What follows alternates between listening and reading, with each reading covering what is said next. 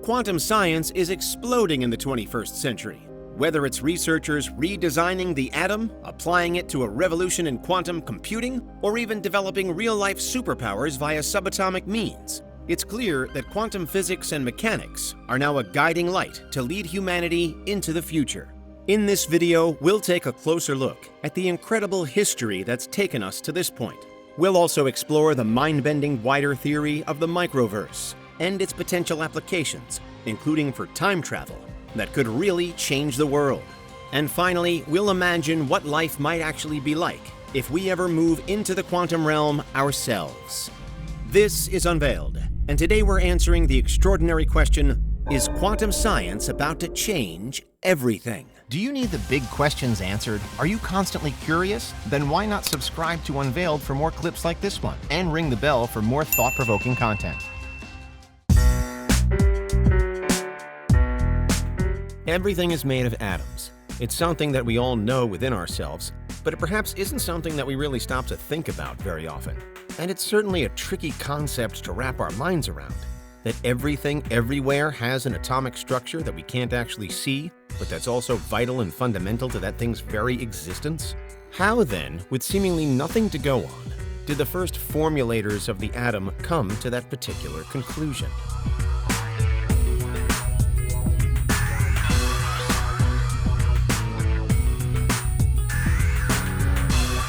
To watch this video, you're looking at a screen, but actually all you're really taking in is atoms, arranged in a very particular way. Look away from your screen and you might see a book, an apple, a swimming pool, a rhinoceros, anything. And it's exactly the same deal. Certain atoms built and arranged in certain ways so that on our level we understand them as whatever it is that they've amalgamated to be. But of course, the atomic structure of something, be that the water you drink, the atmosphere you breathe, the cake you bake, and so on, is always key. Underneath it all, even you yourself are only atoms. Human beings are an especially complex mass of atoms, yes, but still, that's all that we really are.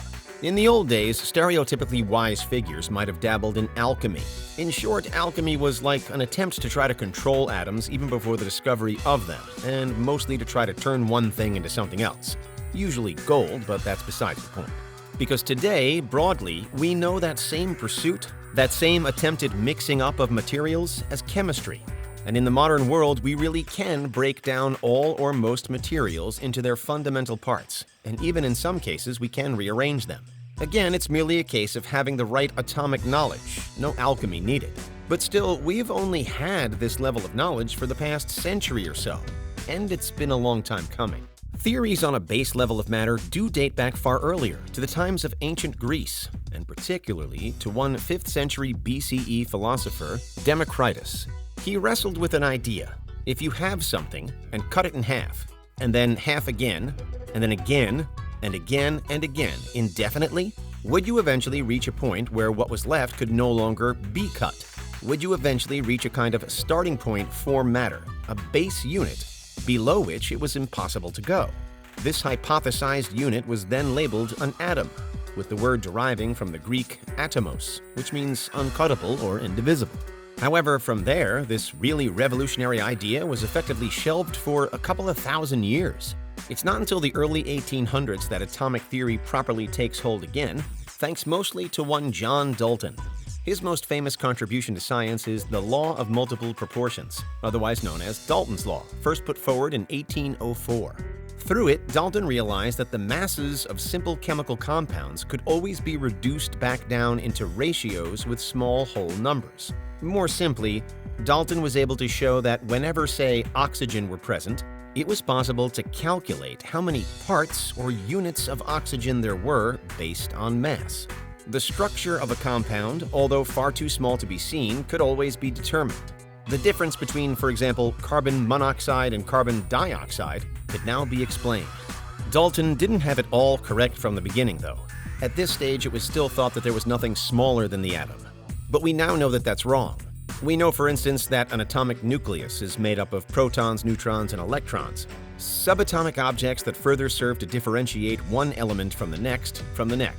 But still, Dalton's work is widely held to be the beginning of atomic theory.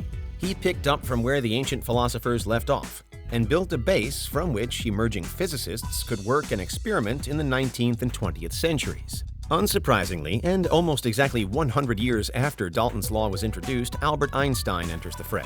In fact, Einstein's explanation of something called Brownian motion, the seemingly random movement of particles when suspended in water or gas, goes down as one of his first major scientific achievements. Einstein suggested that Brownian motion was quite simply caused by the movement of countless other and smaller particles that surrounded the larger and more noticeable ones. This, again, was something of a game changer, as it encouraged us to think not just of objects, but of reality as a whole, as though it were one swirling, connected, interacting mass of atoms, which ultimately it is. Visual depictions of Brownian motion are somewhat headache-inducing, but that's what makes it all the more incredible that this almost vibrating hum of particles should be happening all the time, all around us. From the late 1800s through to the First World War, physicists including J.J. Thomson, Ernest Rutherford, and Niels Bohr worked to incorporate the newly discovered electron, discovered by Thomson, into the then ever-changing model of what an atom actually looked like. By the time of the Second World War, that model had been put to such use that we were now capable of splitting the atom via nuclear fission. The most infamous result of this being the advent of the nuclear bomb. Around this time, and especially with the war effort on both sides driving research forwards, a number of high-profile scientists were involved in the development of nuclear physics, including still Albert Einstein, plus Enrico Fermi, Leo Szilard, and Robert Oppenheimer. Unsurprisingly, and mostly due to the bomb, experimentation with atoms became something that some people feared post-World War II. One of the difficulties was that, although high-ranking physicists now understood the atom better than ever before, it remained something of a mysterious commodity for everyone else watching on. As we move through the 21st century, much of that fear factor has disappeared, perhaps simply because subatomic study is such a standard backdrop to contemporary life. Although, that said, we do still see various examples of rising panic, such as when the Large Hadron Collider was first switched on at CERN, and many worried that it would instantly create a black hole on Earth and spaghettify us all into an early death. Thankfully, that didn't happen, and subatomic science has now fully made its latest jump into quantum mechanics. If the atom is hard to visualize, then the quarks and leptons of the subatomic quantum realm are even harder. But thanks to the standard model of elementary particles, we do at least have a structure to refer back to. The model is being continually updated as researchers make more and more breakthroughs as the result of work at facilities like the LHC, with one of the most famous achievements in modern times being the successful detection of the Higgs boson, the so-called God particle, in 2012. It makes you wonder, what would John Dalton make of today's advancements? No matter how much more we achieve, however, perhaps nothing will eclipse the scale of the shift uncovered by the likes of Dalton from the early 18th century onwards. Before atomic theory, we didn't yet know quite how much of a mystery the physical world really was to us. We were largely ignorant to its inner workings. There had, of course, been countless methods and tricks discovered wherein the chemical makeup of our surrounding materials were already being manipulated. We see it in the cooking of meals, the making of drinks, the building of houses, towns, and cities. Whenever anything, any object, material, liquid, or gas is altered on a macro visual level, there's some kind of atomic restructuring taking place down below. But those early scientists were the first to truly grasp this, and their realization forced us all to view reality itself completely differently. Now we're busy fleshing out even lower levels via the standard model, but still, the atom itself was the original and greatest watershed moment. A before and after point in time from which we launched into an all-new age for science and technology. As with astronomy, where we can see and understand more of the universe thanks to bigger and better telescopes, our microscopes are now improving at such a rate that whole new worlds are appearing to us inside of atoms. With the discovery of the quantum level, we've even had to develop a new set of physics to make sense of it all. But how small can we really go? And does the journey ever end?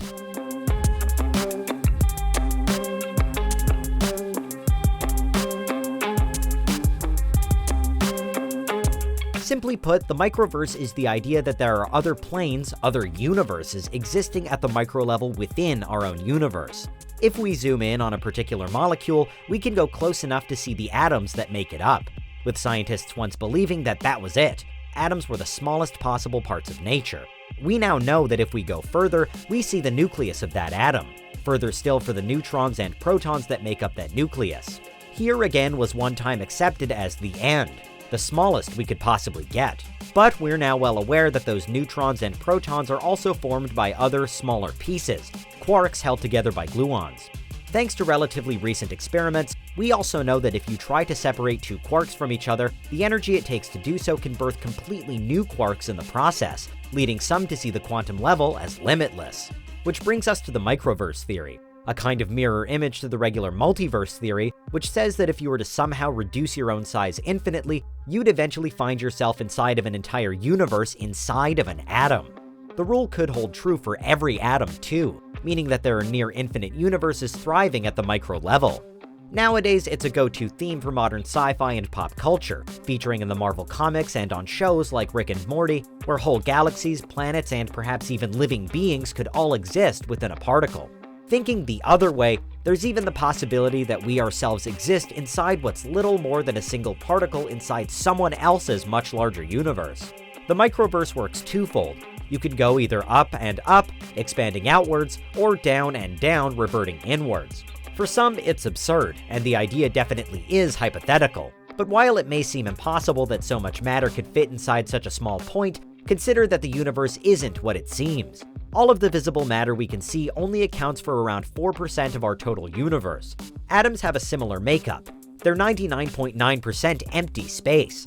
Electrons exist in a cloud around the nucleus, which is around 100,000 times smaller than the atom itself. But in the space in between, there seems to be complete nothingness. To look at it another way, if we were able to push the matter that makes up your body so close together so as to eliminate that empty space, we'd each be compressed down into the size of a tiny speck of dust. So what if we did something similar for an entire universe? Everything condensed to the size of a single atom. Well, conventional physics says that we'd probably get a black hole, as the smallest possible thing in the universe is thought to be the singularity at the center of a black hole, a place so dense that it bends space-time infinitely to a smaller and smaller point. According to the microverse theory, though, such inconceivable processes could be happening all over the place all of the time. And given that it's also theorized that when black holes collapse, they're able to birth whole new universes, this too is theoretically happening all across reality at any available second. In one relatively traditional, though still totally hypothetical idea, it's argued that our own Big Bang creation of the universe could have been the result of a higher dimensional star collapsing into a black hole. That's one theory for how everything we've ever known came into being, but the microverse says that similar spectacular creations might be happening all of the time, just on a much smaller scale. At the very least, they could be happening inside of other black holes that we know about. Of course, none of this is proven, and if we ever did prove it, then it'd signal a major shift in how we think of and appreciate the experience of life. As we've already found at the quantum level, widely accepted laws of physics can be completely thrown out. There's no saying that any microverse universe should look or behave even comparatively close to our own. But if there are infinite variations, then there are also microverse setups that we would recognize. A strange aspect of modern science is that classical mechanics perfectly explains everything we can see about the world, as long as we don't go too large or too small. When you go too big, you need general relativity to work things out. When you go too small, you need quantum mechanics. The rules of the game can change in either direction, and maybe continue to change the further out or in you go. While we could well be part of something much larger, we could also be part of something much smaller. Clearly, there are some major question marks surrounding the microverse theory. For one, wouldn't we just know about it? If everything we knew is made up of endless other clumps of endless matter, wouldn't we be able to detect the mass or see the black holes? Maybe not when we consider the Higgs boson, or what some term the God particle. The Higgs boson shocked the scientific community when it was discovered, because it proves the Higgs field, a fundamental concept which is somehow able to give particles mass when they pass through it. It's even been suggested that a Higgs field is what ultimately gave our own universe its mass, but before it passed through the field, it was nothing. On a micro level, waiting for an incredibly far-out moment of revelation, other universes, or potential universes, could exist inside of the atoms of our own, but with no detectable mass from our perspective, because they don't interact with anything like the Higgs boson or the Higgs field. This variation pitches the microverse as though it's an untapped source, laying dormant because that's the way reality panned out. But regardless of how it's structured, there is a totally different world down there at the subatomic level. A place wholly unknowable to human eyes, with completely different rules but also some striking similarities with the universe as we know it. More than that, though, if you stretch the theory far enough, then everything that we know could also be a subatomic speck of nothingness on the fingertips of another, higher power. What do you hope technology will achieve in the future? There are so many challenges and possibilities that lay ahead for humankind. But of all the sci-fi superpowers that we could develop, time travel surely ranks high in terms of its potential to change the world forever. So, are we almost ready to finally make that breakthrough?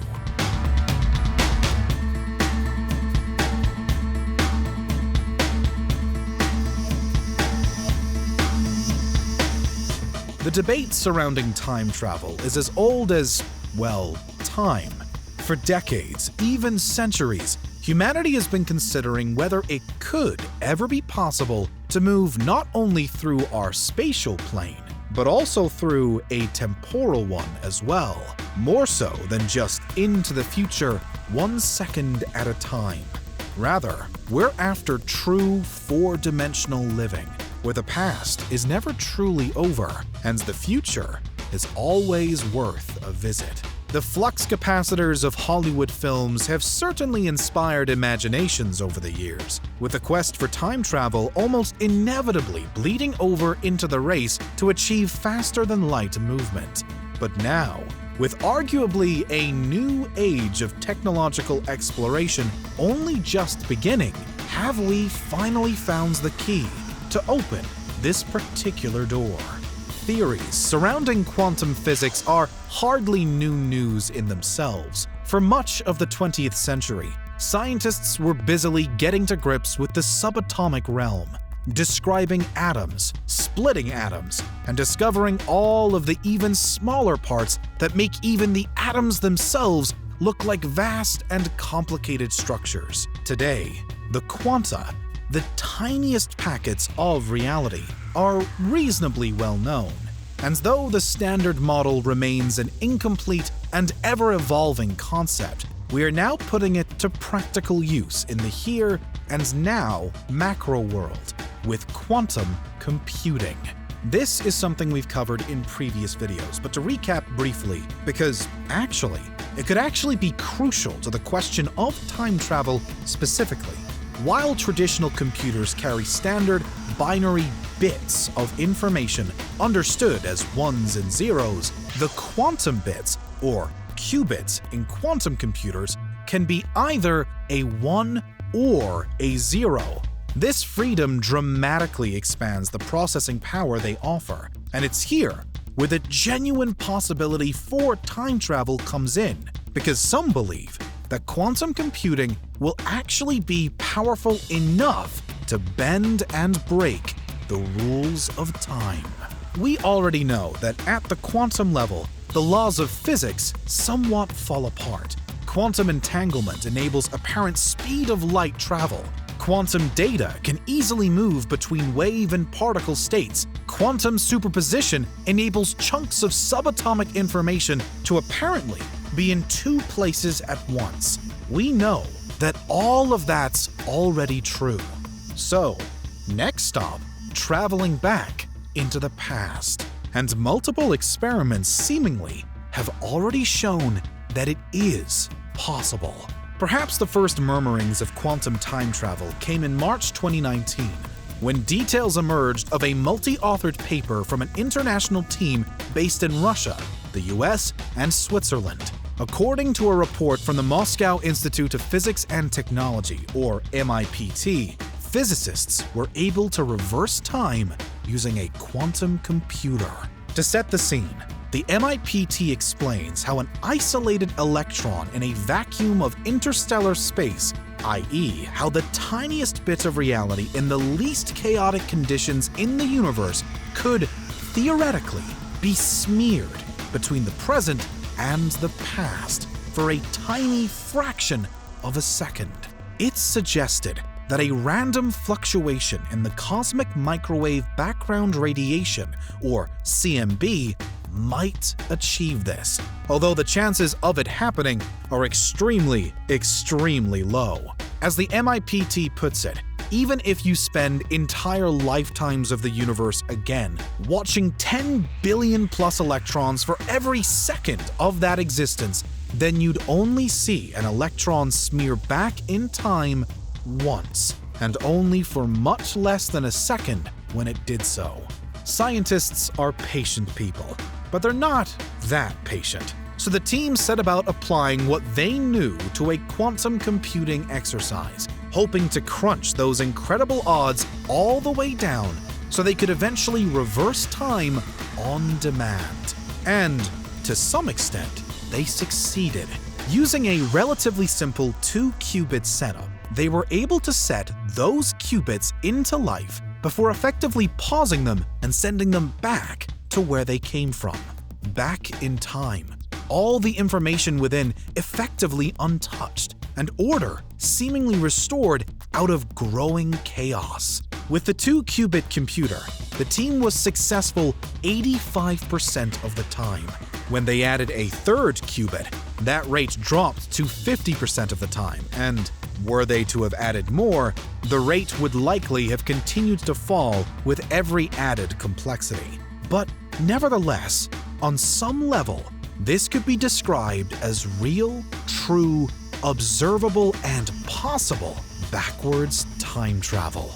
Just over a year later, in July 2020, news broke of a joint research project out of Los Alamos National Laboratory. Here, in a study involving another quantum simulator in a similar, although not identical setup to the MIPT experiment, researchers were able to show that the fabled butterfly effect didn't take hold at the quantum level. The butterfly effect is the theory that even small changes in the past can massively alter the present, and the same for the present into the future.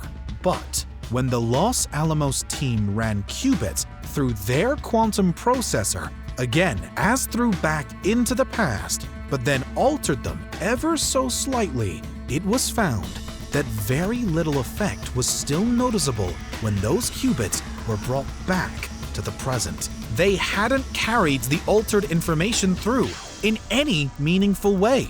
Could this, then, be a sign that quantum time travel is not only possible, but potentially safe as well?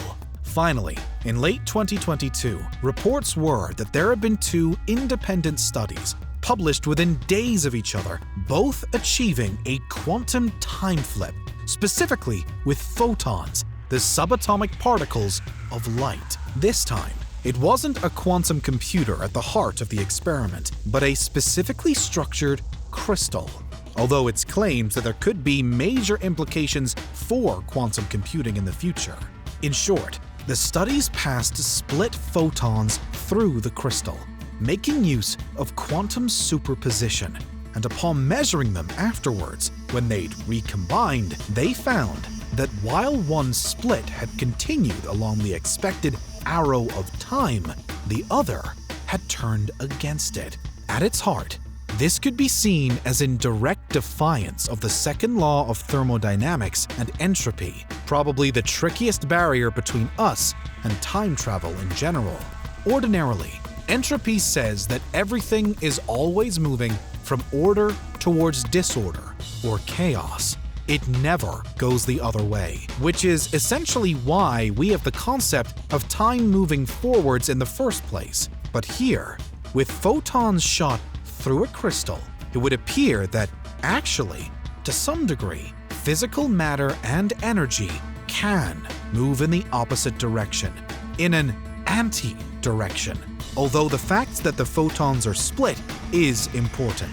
Ultimately, this isn't time travel just yet, and certainly not in any practical sense. It's more a parting of ways at the quantum level, and yet another subatomic mystery for science to add to its growing list. Utilize those or similar crystals within quantum computers though, and the already boundless states of a qubit potentially increase even further. The possible processing power soars again.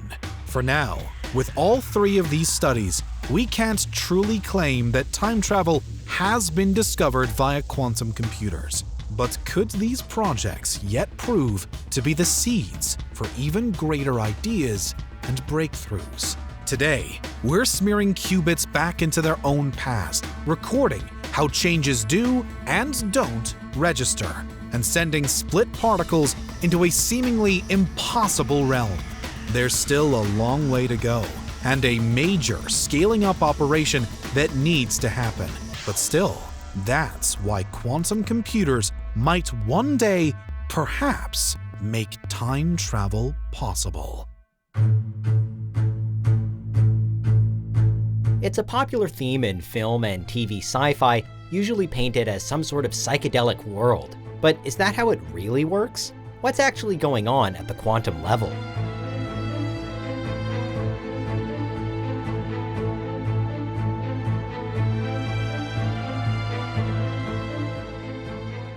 To understand the general strangeness of quantum mechanics, we first need to think about light. Scientists were long baffled by light, unable to decide whether it was made up of waves or particles.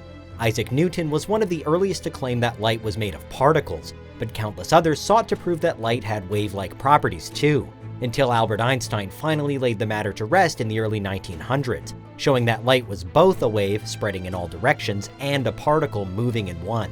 That light was measured in tiny pockets of energy called quanta, or today, photons. But it only became stranger from there. Despite Einstein himself reportedly remaining skeptical about the theory, quantum mechanics, analyzing subatomic particles, was born out of these new schools of thought. Einstein's issue with quantum theory was that he believed the world should be objective and in some way predictable and observable. But when we zoom into the quantum realm, it's full of crazy, strange phenomena that look as if they have no place in science at all. Here, all of our preconceived notions of what's real and possible, the known laws of regular classical mechanics, fall apart. In quantum mechanics, everything exists in a cloud of probabilities, operating as though within a constant what-if hypothetical. Particles spin in two directions at the same time, matter passes through solid barriers like a ghost, two particles become entangled and their fates are then entwined. They could theoretically wind up on opposite sides of the universe, but they'd still somehow communicate instantly. Even temperature behaves in different ways, leaving cold spots where standard thermodynamics says there should be heat. One thing is certain. You would have to be incredibly small to enter such a place. Scientists distinguish something as quantum when it's at its very smallest part, with distances in the quantum realm typically measuring less than 100 nanometers, with a nanometer equaling 1/1000th of a meter. Beyond that, it's almost impossible to predict what the quantum realm would specifically look like. At this size, all objects lose any sense of shape. You'd exist amongst blurry, blobbish atoms and particles, drifting through infinitely vast expanses of apparent emptiness. So in some ways, it'd feel as though you'd been abandoned in an exceptionally weird stretch of outer space. Crucially, the particles that do cross your path would seem to flash in and out of existence. They'd solidify only when you looked at them and exist like a shadow in the corner of your eye whenever you glanced away. In this way, quantum physics feeds into philosophical debate, seeming to redefine the relationship between matter and people. Schrödinger's cat is a famous thought experiment by Erwin Schrödinger about quantum theory. It posits that there's a cat in a sealed box with a vial of poison that's set to randomly release at any time, killing the cat when it does. From our position outside the box, we can't know whether the poison has been released yet and so don't know the cat's fate. But quantum mechanics says the cat is both alive and dead, much as a quantum particle is real and isn't, and it's only when we look inside the box that the reality will be confirmed. Another study proved something similar with light itself, the double-slit experiment. Using a screen with two vertical slits cut into it and shining light onto a canvas behind, scientists found an expected wave-like pattern with bright and dim strips. But when they isolated the particles so that just a single photon passed through the slits at any one time, impossibly it still produced wave-like behavior. But then, right when testers set up a detector to actually see how this was happening, the screen changed again and the light started acting like a particle. More broadly speaking, the universe acts in one way, but right when we observe it, it somehow changes. So what we see could seriously be considered an illusion. And this would be happening all the time could we view the universe at quantum level. If the quantum realm somehow leaked into our everyday life, it clearly wouldn't follow the traditional rules of nature or even basic logic. Your very presence and perspective would constantly influence the behavior of everything you could comprehend. It'd be as though you had a piece of pizza with every topping imaginable all at the same time, but right when you decide you want pepperoni, it becomes pepperoni. Or as though you'd forgotten where you parked your car. The car would then exist as a cloud of probability, simultaneously being in every space that you could think of and only choosing where it actually was when you began looking. So in the quantum realm, everything would be constantly shifting, only settling into place when you actually observe it. In fact, even your own body would effectively scatter across all of existence until you actually look down to view it, despite that being impossible in our own reality. Say you yourself were a quantum particle, though. There's a high, even inevitable chance that you'd get yourself entangled with someone else by merely bumping into each other, just as particles do. Actions then performed by that other particle person would affect your own experience, and decisions would suddenly be split between the both of you. In effect, if you decided to bike to work, your entangled partner would choose to drive. If you went to bed early, they'd stay up all night. If you span clockwise, they'd spin counterclockwise. Were you to enter the quantum realm but retain knowledge of your past life as a full-size person, life would undoubtedly be tricky, if not impossible, to get used to. You could never be certain about anything, but could also be certain about everything, safe in the knowledge that nature responds to your own observations. Convince yourself you adopted a puppy, and you might just find one pawing at your feet. Believe you can walk through a wall, and you will. Hey, you might even be able to teleport. You, like all the particles around you, now exist in all possible places at once. So if you close your eyes and picture yourself on a desert island, you'd feasibly end up there. It'd be a unique, colorful, and endless chaos crammed with apparently impossible phenomena, to the point where you'd be asking yourself what's real, or if real even exists anymore. So what do you think? How do you envisage quantum science changing humankind and the future? Let us know your ideas in the comments.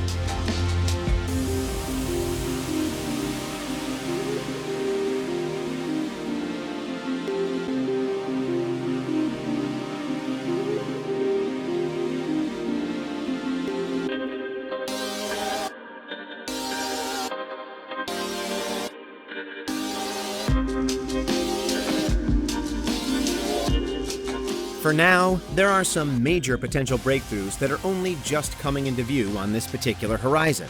The near future is set to be an extremely exciting time, as it becomes clear just how far the theories and research will take us. And that's why quantum science might be about to change everything. What do you think? Is there anything we missed? Let us know in the comments. Check out these other clips from Unveiled, and make sure you subscribe and ring the bell for our latest content.